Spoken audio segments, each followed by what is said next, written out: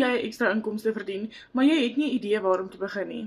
Werk jy hard, maar einde van die maand is jy net weer daar waar jy was. Dis 'n ratreis on repeat. Ek is Shavina, as jy my nie ken nie. Ek het geleer hoe om aanlyn geld te maak. Ek het hierdie besigheid begin, skepties, bang. Maar sodra jy daai eerste seil kry en hy dollars kom in jou rekening in, ja, the rest is history.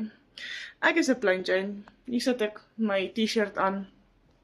My hare is papnat gesweet en ek kry dit reg om geld aanlyn te maak. Ek moet uit my comfortzone uit beweeg, ja, right. Maar dit is so die moeite werd.